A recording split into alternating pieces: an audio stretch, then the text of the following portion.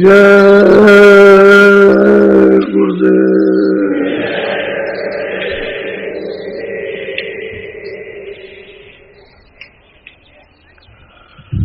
देखो, शंका में कभी मत पड़ो। जय गुरुदेव नाम किसी आदमी का नहीं है, मेरा भी नाम नहीं है, आपका। शंका में नहीं पड़ना चाहिए। पहले लोग कहते थे कि भाई बाबा जी का नाम, मेरा तो नाम नहीं, मैं भी तो जय गुरुदेव बोल रहा हूं। तो ये शंका स्थान है, शंका नहीं करनी चाहिए। शंका से बड़े नुकसान होते हैं, और शंका से प्रेम मोहब्बत व्यवहार बोलचाल ये सब टूट जाता है।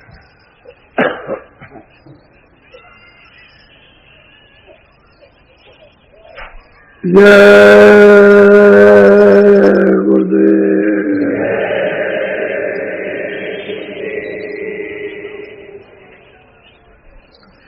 जब आप किसी का नाम लेते हो तो जो नाम रखा गया वो लो तो मुंडा नाम, उसमें कोई नाम में रस नहीं। लेकिन जब श्री लगा दो और जी लगा दो तो रस आता है। उसमें शब्द और प्यार और मुलायमता और आदर उसमें टपकता है। और सीधा खड़ा कर दो तो कड़ू लगता है, कड़ू। वो किसी को भी अच्छा नहीं लगता। तो मालिक का आदर सूचक शब्द होना चाहिए। ये ठीक है कि जहां पर गुरु के बारे में कहा गया वो तो गुरु मुख है ही, लेकिन आदर सूचक शब्द उसका महात्माओं ने सदा ध्यान रखा। आदर सूचक शब्द होना चाहिए, जो जिह्वा से बोला जाए उसमें आदर। वैसे वो गुरु है,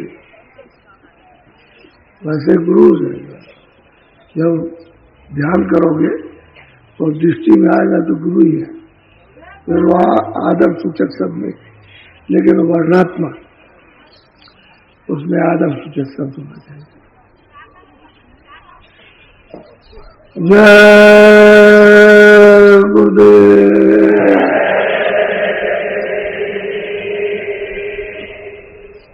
जय गुरुदेव नाम किसका।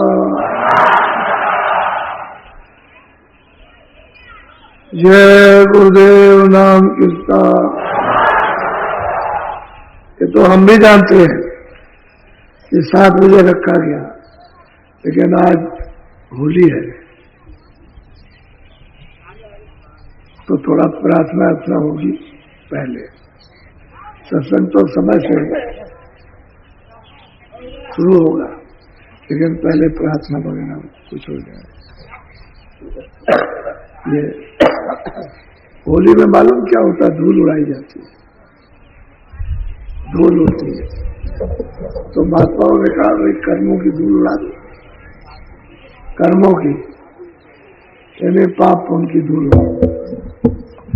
गाय में जलाओगे, कहते हैं योग रूपी अग्नि में जला दो।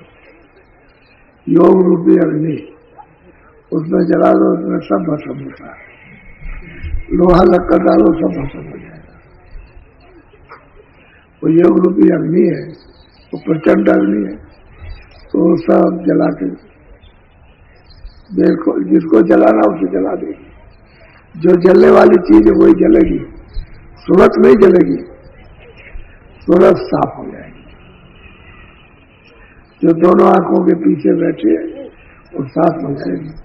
भक्तों के साथ मतलब तो ये था, लेकिन आप बाहर रस्म बना लिया। दिवाली है, कहते हैं कि तुम दिया जलाओ, लेकिन उस दिए को जलाओ जिसमें तेल बत्ती न डाली जाए और सदा जलता रहे। उस दिए को जलाओ। तो आप मतलब यह है कि हर साल दिवाली में दिए जलाते हो और अपना दिया बुझा पड़ा हुआ, उसी दिए को जलाओ। जब जल जाएगा तो उसमें तेल बत्ती या बाहर की डालने की जरूरत नहीं, वो सदा जलता रहेगा। मतलब था त्योहार का, लेकिन जब महात्मा थे तब तो ठीक था, तब सही मतलब था।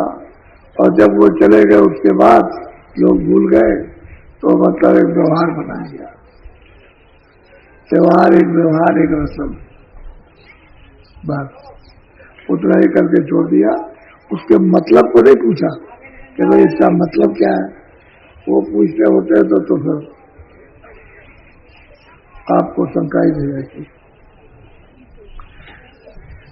तो ये देश परदेश है, अपना देश नहीं। और परदेश में आप रह नहीं सकते हो, आपको निकाल देगा। निकालने का मतलब समझते हो कि एक आया इस देश की दी है, इसमें सूरत को बैठाया और फिर उसके बाद में जब समय जितना दिया पूरा हुआ तो कहेगा हमारे देश से निकलो, देश से निकालते और फिर दूसरे देश में फंसा देगा कि चलो वहां तुमको बंद करेंगे। फिर वहां उसको बंद किया और वहां सजा दी और फिर वो कहता है कि चलो यहां से भी निकलो, तो तीसरे में बंद कर देगा। तो ऐसे कितने युग और कल्प बीत गए, कोई अंत है उसका? कोई। महात्मा किसी का खंडन नहीं करते, किसी का भी यथाउचित सबको बताते, खंडन नहीं करते। खंडन उनके यहाँ है ही नहीं, उनके यहाँ तो यथार्थ है। अब तुम्हारी समझ में ना है बस वही खंडन है। तुम जिसको समझ लो वही खंडन है, और जिसको न समझो वो यथार्थ। तो महात्मा यथार्थ जो जिसकी जैसी गति है, पाप है पुण्य है, अच्छा है बुरा है, न्याय है अन्याय है, उसको बताते हैं ये क्या है। तो अच्छे काम से, दूसरों को सुख पहुंचाने से, आराम पहुंचाने से, दूसरों की रक्षा करने से, वक्त जरूरत उनके काम आने से, पानी पिला दिया, खाना खिला दिया, रहने को जगह दे दी, वो पशु पंछी आदमियों के साथ अच्छा व्यवहार, अच्छा बर्ताव, ये अच्छा काम है। और तुमने उनको सताया, मारा पीटा, खाना नहीं दिया, ये नहीं दिया, रोटी चारा नहीं दिया, और मतलब यह है कि उनको बांध रखा, गर्मी में जाड़े में उसका ख्याल नहीं किया, ये खराब काम है। उसी को बताते हैं ये काम मत करो, अच्छा काम है। तो अच्छे काम से तुमको सुख मिलेगा, आराम मिलेगा, निरोगता मिलेगी, निरोग नहीं होगा। और खराब काम करोगे तो फिर रोग हो जाए, दुख मिलेगा, दुखी हो जाओ, बीमारी मिलेगी, शरीर अंगभंग हो जाएगा और फिर सड़न पैदा हो जाएगी, तो उससे बड़े कष्ट होंगे। इसलिए मना करते हैं कि ये खराब है, अच्छा अच्छे को करो, उससे सुख पाओगे। कितने दिन? थोड़े दिन की, शरीर तुम्हारा थोड़े दिन ठीक रहेगा, लेकिन ये कहो कि मुझे कोई बदलेगा नहीं, तो इसमें से निकालेगा।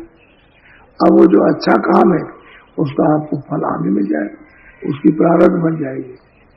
क्योंकि जब इसमें से निकालेगा तो तुरंत प्रारब्ध बनाता है कि तुमने जो जो किया है, लो अब मैं तुमको ये शरीर देता हूं, उसका ये भोग है। तो शरीर दे दिया, उसका भोग दे दिया। अगर मनुष्य शरीर दिया तो मनुष्य शरीर से कर्म करो, और नहीं तो और कोई शरीर दे दिया तो भोगो, फिर वो भोग हो गया मनुष्य शरीर कर्म। तो कहने लगे को समझना चाहिए। तो यथार्थ किसी को न ब्रह्मा का विरोध, न विष्णु का विरोध, न शुभ कर्म का विरोध, न मतलब यह कि जीवात्माओं का विरोध है, किसी का विरोध नहीं है। न देवी का, न देवता का, न स्वर्ग का, न वैकुंठ का विरोध, न माया का है, न ईश्वर का किसी का, न देवी न देवताओं किसी को यथार्थ। जब तुम्हारी समझ में न आएगा वही करोगे, और समझ में आ जाए वही सत्य। बस ये महात्मा कभी किसी दो चीज जिसकी है वही वर्णन करेंगे। और वो कहते हैं कि भाई परदेश में तो परदेशी में हो, अपना देश जब छोड़ दिया और दूसरे के देश में हो, मान लो बहुत तपस्या की, चलो तुम स्वर्ग में पहुंच गए, वैकुंठ पहुंच गए, चलो मतलब यह है कि तुम इंद्री में पहुंच गए, तो मतलब यह है कि आप शिवपुरी में पहुंच गए, आप मतलब इस धाम में पहुंच गए, तो मतलब यह क्या वहां रहोगे? वो भी तो परदेश है। यह है कि स्थान थोड़े दिन का है, वो स्थान थोड़ा ज्यादा, लेकिन फिर जब वहां वो भोग आपका तपस्या आपकी पूरी हो गई तो जाओ। तो कहते हैं कि भाई उससे परे तो नहीं हुए, वो जन्म मरण तो फिर भी उसी दायरे में रहे जो अब थोड़ी सी ज्यादा तब तक रुके हुए हो। जब जो भोग लिया आपने तो फिर आ गएगा कर्म करने के लिए, ये शरीर ये बैठा है, वहां कर्म नहीं बनेगा, वहां जो कुछ आपने जमा किया भोग लो, और फिर आपको राजा बना दिया, धनीवानी बना दिया आपको, तो फिर वो भोग भोगोगे इंद्रियों के, आप बुराई में फंस जाओगे तो फिर सीधे नरकों में ले जाएगा। तो कहते हैं कि भाई काल जाल से कर्मों से तो परे हुए नहीं। अब वो कर्म कोई यहाँ तो जमा नहीं होते। तीन प्रकार के कर्म है, एक तो क्रियामान जो अभी आप करते हो, दूसरा यह है कि प्रारंभ जिससे शरीर मिला, फिर आपने जो इससे कर्म किए, और तीसरा है संचित कर्म। ये तीन कर्म है। तो प्रारब्ध का भोग तो आपको मिल गया, वो तो श्वास श्वास पर आपको मिलेगा। अब क्रियामान कर्म अच्छा कर्म, तो यही आगे चल करके जब इसका हिसाब समाप्त होगा और नया हिसाब बनेगा, तो वहां सब मतलब ये है कि आपको फिर प्रारब्ध बन जाएगी उसी क्रियामान कर्मों की, और फिर उसका जब बनेगा तो जो भी शरीर देना उसमें बंद करेंगे, उसका भोग देना। बस ये है प्रारब्ध, ये क्रियामान कर्म जो रोज करते हो वो है, और संचित है उसमें से जो अलग अलग करके, और जो जहाँ का है वहां अलग, जैसे ऊपर जाने का है, स्वर्ग में जाने का, वैकुंठ में जाने का, तो एक एक कण जमा होता है आपका, और जमा होता रहेगा, जमा होता रहेगा, जमा कितने युगों तक जमा होगा, तब फिर जा करके वैसा रास्ता मिलेगा, तब आप वहां तपस्या से साधन से तब पहुंचोगे, और फिर वहां भोग लीजिए। मान लो 500 बरस, 1000 बरस, 2000 बरस, और भोग के फिर आ जाए, फिर तब कीजिए, तो फिर फंस गए, रहे तो उसी जाल में, मेहनत भी की, परे नहीं गए। अब जब परे नहीं जाओगे तो फिर तो काल जाल के अंदर, कर्मों के अंदर रहे, कर्मों के अंदर तो कर्म फल पाओगे, इससे बच नहीं सकते। तो महापुरुष जो है किसी का खंडन नहीं करते, वो यथावत जो जहाँ की चीज है उसी को बताते हैं। तो आप लोग समझ नहीं पाते हो, और यही आपके लिए शंका है। समझ जाओ तो फिर तो ज्ञान हो गया, और बुद्धि का भी ज्ञान करना चाहिए। भौतिक ये संसारी चीजें समझ करके भी थोड़ा बहुत बोध हो, और परमात्मा की जो आत्म ज्ञान है वो तो बने, तो ये शंका मिट जाए तो फिर अंदर चले जाओ, फिर काम बन जाए। तो शंका में तो भागते फिरते हो, तो थोड़ा सा तो ये देश नहीं है। धाम अपने चलो भाई,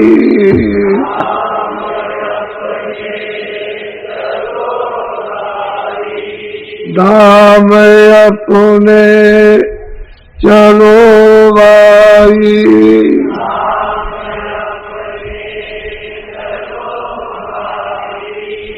पराए देश क्यों रहना,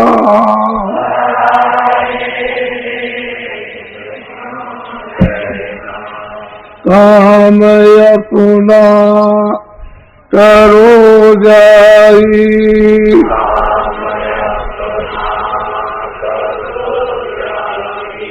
काम अपना करो जाई,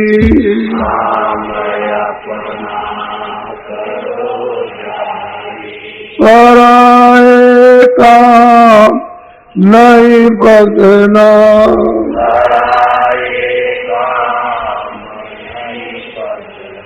अब ये मनसूबी तन है, इसमें आप जो काम कर रहे हो मन से, बुद्धि से, चित्त से, इंद्रियों के घाट पर बैठ करके ये सामान बटोर लो, खेती से, दुकान से, दफ्तर से, इसको रखो, उसको ये करो, मतलब हीरा इकट्ठा करो, सोना चांदी इकट्ठा, मकान, और ये सामान, ये सब काम जो कर रहे हो आप, इसमें से कुछ अपना नहीं, अपना कोई काम नहीं, पराया सामान को इकट्ठा कर रहे हो। पराया ये भी है और सामान भी है पराया, इसको इकट्ठा करते हो कैसे? अपना विश्वास छोड़कर। आपको अपनी प्रारब्ध तो विश्वास नहीं है, सब फेंक दो, उसका अनुभव करो कि चले जाओ जंगल में, राजा रात छोड़ के चला जाए, उतना ही उसको मिलेगा जितना पेट है, उसका भाग वो भी है, वो त्याग करके चल दे तो उतने खाना मिलेगा, उससे ज्यादा तो खाएगा नहीं, पेट भरने तो उसको मिलेगा। तब राजाओं ने राज छोड़ा और जंगल में महात्माओं की बात का उन्होंने अनुभव किया, तो कह रहे भाई जो खाना वहां खाते तो यहाँ भी मिलता, पेट वहां भी भरते थे, पेट तन ढकते थे, तन के लिए मिल जाता है, और क्या चाहिए? तो ये तो पराया काम था, वो तो आपकी प्रारब्ध बनी हुई है तो अब मिलेगा, तो उस पर विश्वास करो। और विश्वास तो आपने छोड़ दिया, बटोर रहे हो, दूसरे काम में लगे हुए हो, और आपको करना था अपना। तो जो सूरत बैठी है दोनों आंखों के पीछे, उसके लिए तो कोई धन इकट्ठा नहीं किया, उसके लिए भी थोड़ा इकट्ठा करते कि भाई अपने लिए भी इकट्ठा करें। मान लो आज समय पूरा हुआ और आप मतलब ये है कि चलो चलो, तो आपके पास क्या है? खाली जाओ, फिर बचाए सूरत की हिफाजत कौन करेगा? तो कुछ अपना भी काम करो, अपना भी करो और अपने पर विश्वास करो, उसके साथ कर्म। जब कर्म करोगे उसके साथ वो फंसोगे नहीं, और जब आपने अपना विश्वास छोड़ दिया, उसमें लग गए, तो अपना काम छूट गया और अपना विश्वास भी छूट गया, और इसमें लग गए और आपका है नहीं, इसमें से कुछ नहीं ले जा सकते। बोलो नाम गुरु का संभाले चले, नाम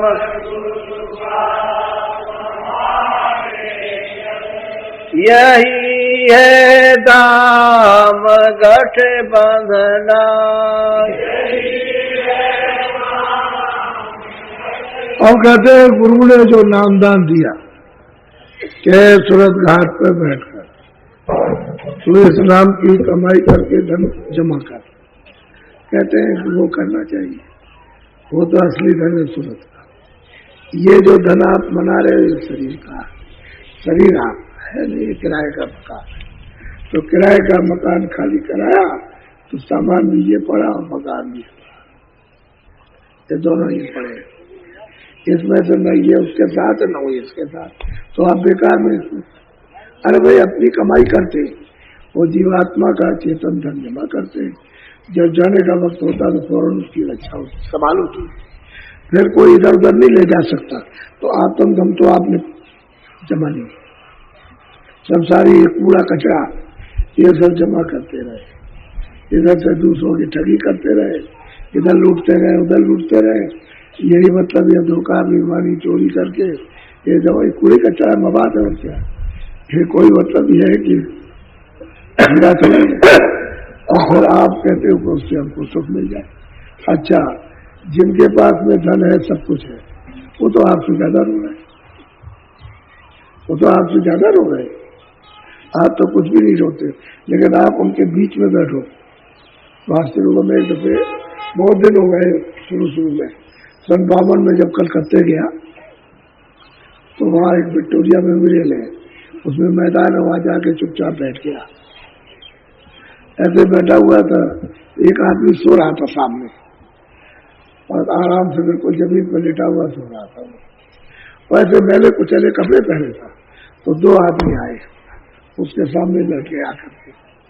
तो दोनों बातचीत कर रहे हैं आपस में, कह लगे देखो क्या जिंदगी है, हमारे पास पैसा भी है, सब सामान भी है, गाड़ी भी है, ये भी है, मकान भी है और सब कुछ है, और 1 मिनट चैन नहीं है, और रात और दिन मतलब कभी खाना नहीं खा पाते, कभी ये नहीं, वहां दौड़ो वहां दौड़ो, ये बेचारा बड़ा अच्छा है, देखो कितना आराम से सो रहा, ऐसी नींद तो हमको कभी नहीं दी।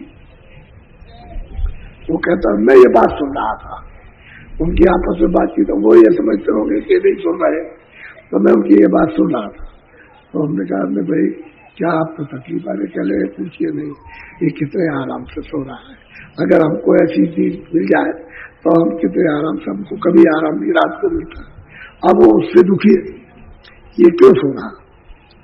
तो हमने उसको कहा कि इसको उठाइए, आप भी भ्रम में हो, ये भी भ्रम में, दोनों के दोनों भ्रम में हो, आप कहते हो ये सुखी हो, ये कहता है आप सुखी हो, तो इसको उठाइए।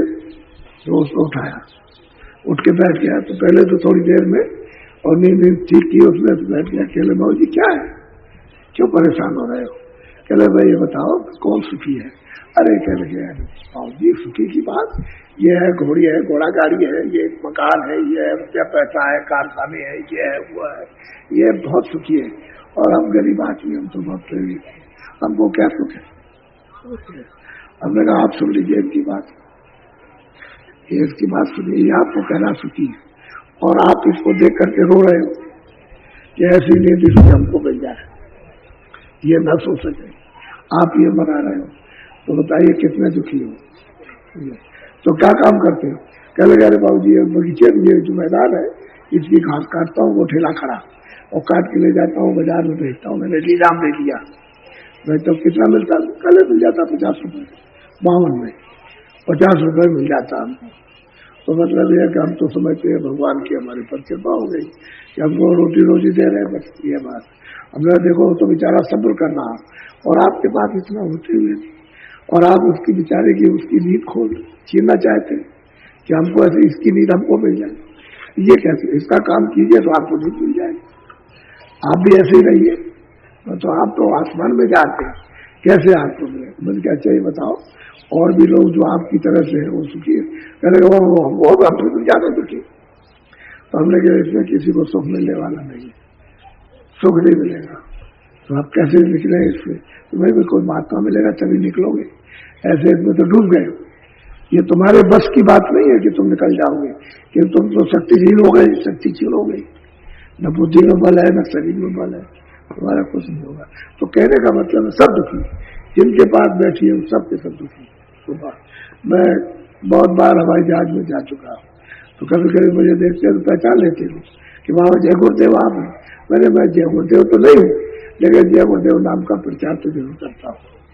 अच्छा, फिर वो अपनी तकलीफ है जब वर्णन करने लगते हैं, तो हमने हवाई जहाज में क्यों चलते हो, क्या लगे अगर हवाई जहाज में न जाए तो हमको तो कोई पैसा ही नहीं देगा, हमारा सब चला जाए, हमारी वो फैक्ट्री बंद और वो हमारी फैक्ट्री। तो कहने का मतलब यह है कि जितना आप सोच रहे हो वो सब झूठा, ये भी दुखी है और वो भी दुखी है, दुखी कोई आराम से नहीं है।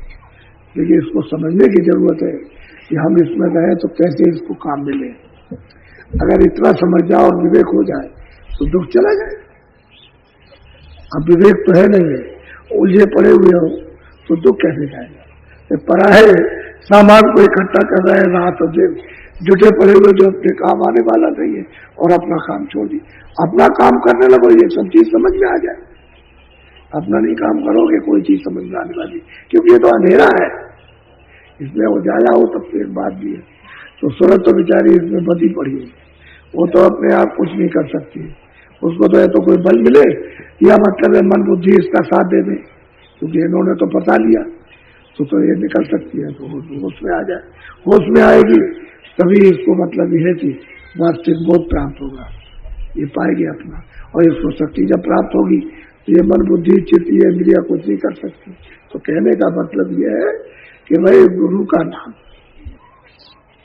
इसको जो मिलता है उसको गांठ में बांधे और रोज इससे काम लो, क्योंकि वो तो कहता है दरवाजे पर बैठ जाओ, जिधर से करो यहाँ दरवाजे पर बैठो, 1 second 1 minute 2 minute 4 minute 10 minute दरवाजे पर बैठ करके और जरा सा यहाँ बैठक बनाओ तो क्रिया शुरू हो जाए, आत्म क्रिया, फिर सूरत की क्रिया, क्योंकि सूरत का कर्म तो अलग है और शरीर इंद्रियों का कर्म अलग है।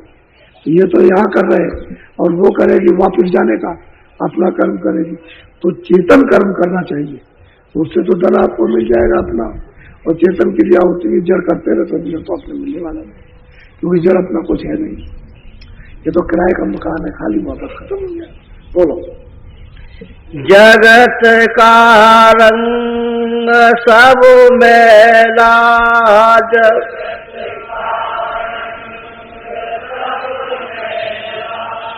दुलाले मान यह कहना। अब वो कहते हैं भाई, महापुरुष कहते हैं और जगत का तो रंग सब मैला और मैल तुम्हारे ऊपर में चढ़ा हुआ है। तो कहते हैं कि ये मेरा कहना तुम मान लो कि महापुरुषों से इस मैल को धुलवा दो, वो धो देंगे। जब धो देंगे तो जी साफ हो जाएगा। सफाई जब हो जाएगी तो मन बुद्धि चित्त निर्मल, फिर अंतःकरण मिले तो साफ हो जाएगी। तो ये आपका घट खुल जाएगा। घाट, घट कहते हैं घाट, चढ़ने का है, वो खुल जाएगा, जो साफ हो जाएगा तो फिर चढ़ाई होगी। और कहते हैं कि जो तुमने ये जमा कर रखा बिना बिना गुरु के और बिना नाम के, इसको कोई धो ही नहीं सकता। वो तो गुरु जब नाम देगा और नाम के साथ जुड़ोगे तो धुलाई हो जाएगी। कहते हैं कि बहुत मैला है, इसमें मत फंसो। अरे भाई, उस मेरा कहना मानो, ऐसे तुम जल्दी से करो, जल्दी धो, देर मत करो, नहीं तो ये वक्त जो है आपका तक सीमी मालिक को प्राप्त करने के लिए जो समय मिला वो निकला जा रहा है। और ये अमोलक मनुष्य मिला, दरवाजे पर सुरतों को बैठा दिया और कहा अरे तुम चलो उधर को। तो जानकार मिले तो बताए कि भाई ऊपर की तरफ चलो, उधर से आयो, यहाँ तो तुम्हारा कहीं घर नहीं, वो तो आपका घर तो ऊपर है। तो जब उधर नहीं चलोगे तो आप कैसे मतलब कैसे धोए जाओगे। अब वो इतना प्यार से समझाते, चलो बंद करो, अब वो चलो। हाँ, अब यह है कि करनी की, किसी ने स्वर्ग प्राप्त किया, किसी ने वैकुंठ प्राप्त किया, किसी ने देवी देवताओं को प्राप्त किया, किसी ने 14 भवन प्राप्त किए, किसी ने आद्या शक्ति को प्राप्त किया, कोई इंद्रपुरी में गया, कोई रामलोक में, कोई श्यामलोक में, कोई गोलोक में, कोई प्रकृत लोक में, किसी ने ईश्वर को प्राप्त किया, किसी ने ब्रह्म को प्राप्त किया, किसी ने पार्वती को प्राप्त किया। तो मैं थोड़ी कहता हूँ ये खराब है, बहुत अच्छी बात, बहुत अच्छा है। उसके लिए कोई महात्मा ये थोड़ी कहते हैं कि ये नहीं है, वो तो कहते हैं तो है ही, जो चीजें रास्ते में हो तो है ही। लेकिन अगर आगे आप नहीं गए तो फिर हदबंदी में रह गए, वो तो हदबंदी है। अगर इससे आगे नहीं जाओगे तो फिर यहीं आओगे। इसी जगह आकर के फिर आप कर्मों के बंधन में आओगे, कर्म करोगे तो 4 खानों में 84 में जाओगे। तो ऐसा करो, मतलब ये कि परे चलो। जब परे जाओगे और इसकी हदबंदी से निकल जाओगे तब आप अपने देश में जाओगे तो वहां ये जन्म मरण 84 नरक, अच्छे बुरे कर्म, फिर यहाँ ये कोई मारता काटता पीटता, ये कोई न स्वर्ग न वैकुंठ न ब्रह्मांड, ये सब कुछ नहीं हुआ। वो तो अखंड देश है। तो जब तक सूरत को नहीं पहुंचेगी तब तक ये जाल से निकलेगी। ये तो कर्मों का जाल है, इसमें फंसी रहेगी। तो महात्मा कहते हैं कि नहीं, ईश्वर भी है, स्वर्ग भी है, ब्रह्मा विष्णु भी है, आद्या महाशक्ति भी है, समझिए, और ब्रह्मांड भी है। वो ये नहीं कहते, और ब्रह्म भी है और पार ब्रह्म भी है। और कैसे उसको प्राप्त करोगे, तो इधर जब बैठोगे तब ये सब मिलेगा। आपसे जब सब आ जाएंगे, यानी कोई रास्ते में इधर उधर कोई छूटने उठने वाला कुछ नहीं है, सब लोग सामने आएंगे। अब यह है कि आपको कहाँ जाना, जब कोई मिल जाएगा आपको कि भाई तुमको तो वहां पहुंचना, तो उसने कहा चलो, तो बीच में तमाम गांव मिलेंगे, पूर्वे मिलेंगे, 1 घर का, 2 घर का, 10 घर का, 50 घर का, 1000 घर के, और फिर जिले भी मिल जाएंगे। लेकिन तुमको तो वहां जाना जहां का बताया कि वहां पहुंचना है। इसके माने वो गांव पूर्वे नहीं, ऐसा नहीं है। जो नीचे की रचना है वो है, और उसमें जो लोग हैं वो है, और जो उसकी संभाल करते हैं वो सब है। अब वो तो महात्मा तो जानते हैं तो सबको बताएंगे, और नहीं जानते तो कहेगा नहीं। और नीचे का जान लिया, ऊपर का नहीं जाना तो कहेगा उधर कुछ नहीं। तो एक जो देखे आए वो कहता नहीं उधर भी है, ये भी है। तो खंडन नहीं करते, उसका कोई विरोध नहीं करते, यथावत जो चीज किया है वही बताते। और कुछ अब तुमने जिसको नहीं देखा तो कहते हो हमारे लिए खंडन कर दिया। नहीं, खंडन नहीं है, तो चीज है ही।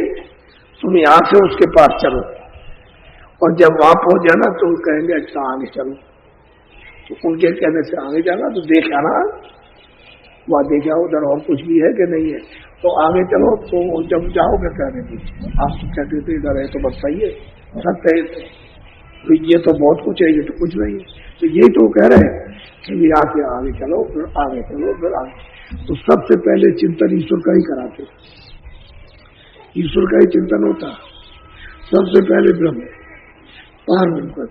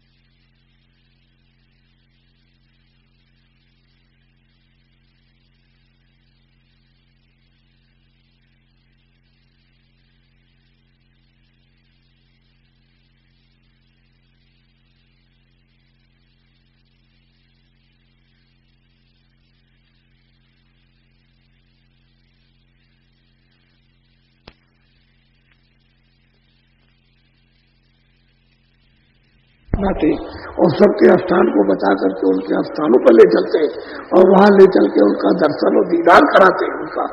और जब वो पहुंचता वहां देखता उनको तो कहता देखो ये आवाज पकड़ो, इसको पकड़ो, चलो आगे। उस आवाज को पकड़ता है, उसको ले चलते और वो आगे जाता है, उसको नीचे छोड़ दिया। जब वहां जाएगा रास्ते में देखता जाएगा, चलता जाएगा, उनके पास पहुंचा देंगे जहां से वो आवाज आ रही, तो उसका साक्षात्कार करेंगे। हम तो उसको भी नहीं मानते थे और इसको भी नहीं मानते थे, ये भी है और ये भी है, ये तब उसको पता चलता है। तो किसी का खंडन नहीं करते, किसी का नहीं, जो जहां की चीजों को बताते। अब तुम्हारी समझ में ना ये खंडन तुम्हारी बुद्धि का खंडन है, उनका खंडन नहीं है। वो यथावत जो चीजें जहाँ की सब बताते। तो कहते हो स्थल भी है, वैकुंठ भी है, पुर भी है, वो लोग भी है, गंधर्व लोग भी है, ईश्वर का धाम भी है, ब्रह्म का धाम भी है, साकेत लोग भी है, ये सब बताते हैं। ये सब मिलते रहते हैं, इन्हीं के लोगों से होकर के जाना पड़ता है। तो वो कब कहेंगे कि नहीं है? वो तो कहते हैं चलो भाई इसका तीन लोग का मालिक पहले उसका ध्यान करो। वो कहते हैं इसके ऊपर में जिसका राज उसका ध्यान करो। जब आप इसका ध्यान करोगे तो असुविधा नहीं होगी, वो सुविधा देगा, विघ्न बाधा नहीं करेगा। और उसका ध्यान नहीं करोगे जिसका राज है, उसके कानून का उल्लंघन करोगे तो बाधा खड़ी कर देगा, तो जाने नहीं देगा। तो महात्मा मतलब यह है कि किसी के कानून का उल्लंघन नहीं कराते, नहीं, यथावत और फिर निकाल के ले जाओ। क्योंकि असल में बात यह वो भी तो इन्हीं के दिए हुए और ये सुनते भी वहीं से आई, तो क्यों विरोध करेंगे? तुम प्यार से निकल चलो, झगड़ा झंझट मत करो, जो कहे वैसे चले चलो, सीधे साधे चलो, इनका ध्यान करो, क्या जरूरत है इधर पहुंचने की? तो मैं धीरे से ले जाती। बोलो अब आप बड़े ध्यान से सुनिए, सत्संग आपको सुनाया जा रहा। हाँ, सब प्रमाण आपको दे देंगे। पहले तो आप कहते थे ये कहां से कहां से कहां से, सब प्रमाण आपको मिल जाएंगे, सबूत, ताकि ब्रह्म लोगों का मिट जाए। बोलो। तब स्वामी ने वचन सुनाया। अब सूरत कहती है कि स्वामी ये तो मैं अब सब जान गई और आपने हमारे सब संशय को दूर कर दिया, कोई किसी तरह का संशय नहीं ले गया। तो अब चलने के कैंप ले। अब यह है कि अब ये बताइए कि कैसे जाएंगे।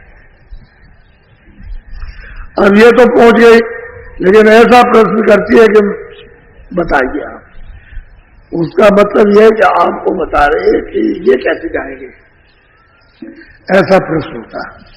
तो कहते हैं स्वामी ने उसको वचन सुनाया कि देख सुन, सही सच्ची बात तो यह कि जैसा हम बताएं वैसा करो तो घर में पहुंच जाओगी, जहां से आई होगी वहां पहुंच जाओगी, और तुम वो काम नहीं करोगी तो फिर नहीं पहुंच सकती हो। तो वो बता रहे कि देख मैं अब मार्ग का भेद सब कुछ खोलता हूं, तुम्हें क्या करना, इस मनुष्य शरीर में दोनों आंखों के पीछे बैठ करके बोलो। मार्ग कायो भेद लखायो, सब लेकर यहाँ से लेकर के हाथ तक और हाथ से लेकर अंत तक सब मार्ग का भेद तुमको बताता हूँ, बताऊंगा, फिर उसके बाद में लखाऊंगा। लखाने का मतलब है दिखाऊंगा पूरा पूरा। बोलो। 5 नाम का सुमिरन करो, श्याम से तमें कहते हैं कि 5 नाम, पहला नाम, दूसरा नाम, तीसरा नाम, चौथा नाम, 5वां नाम। कहते हैं 5 नाम का जो नामदान परसों हुआ वो जैसे आपको बताया गया उसका सुनना, विधि विधान से आप करो। और जब आप सुमरन करने लगोगे तो ध्यान करो। आपने याद कर लिया 10 मिनट, फिर ध्यान में बैठ जाओ, 10 मिनट ध्यान करो, 15 मिनट भजन में बैठ जाओ।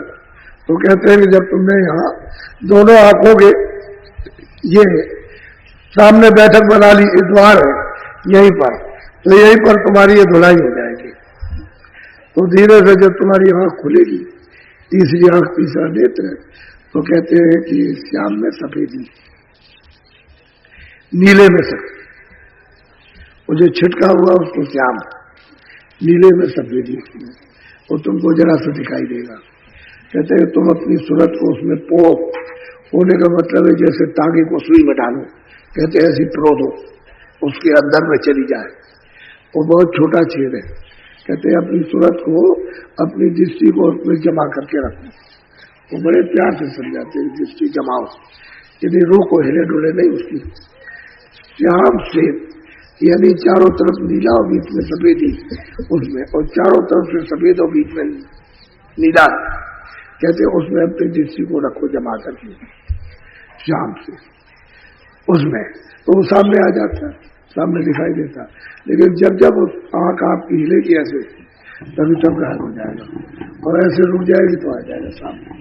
अंदर तो दृष्टि है, तीसरी आंख तो अंदर है ही, ये आंखें तो काम नहीं करती है जी, चरम आंखें वहां, तो अंदर की जो सूरत उसमें आंख, वो जब देखने का काम करे, जैसे बाहर देखती है आंखें ऐसे अंदर ऐसे ही देखते सामने, वो भी सामने है, ये भी सामने, बाहर का पर्दा है और वो अंदर तो सामने देखते हैं। तो उधर भी तो रचना है, तो बुद्धि में रचना है। तो कहते हैं कि उस दरवाजे में घुसने के लिए उसके बीचों बीच में प्रवेश करो, रोको, एक जगह एकाग्र करो, उसको ठहरा दो। बोलो। प्रथम सुनो गगन में बाजा, घंटा शंख छाते धोने। अब कहते हैं कि प्रथम जब तुम्हारी सूरत उसी श्याम क्षेत्र के अंदर उसमें प्रवेश होगी, यानी उसके अंदर चली जाएगी, एक दृष्टि एक होगी, तो कहते हैं कि उसी में से वो गगन में बाजी बज रहे, तरह तरह के, एक तरह के नहीं, हजारों बाजी एक साथ, ऐसा गमागम बजता है जिसका वर्णन नहीं हो सकता, ऐसे बाजे बजते। तो गोस्वामी जी महाराज ने कहा कि शोर भया, घोर शोर भया भारी, कहते हैं इतना शोर हुआ, इतना शोर हुआ कि मतलब यह है कि ये कौतूहल कहां से हो रहा, उनको एक अचंबा आश्चर्य हुआ। तो गगन में तरह तरह के बाजे बजते, अब वो बाजों को तुम ध्यान देकर के सुनो, बड़े रथ, बड़े बड़े अच्छे, बड़े मीठे, बहुत सुहावने लगते हैं वो बाजे। यहाँ ऐसे बाजे नहीं, उधर तो आपका मन खिंच जाएगा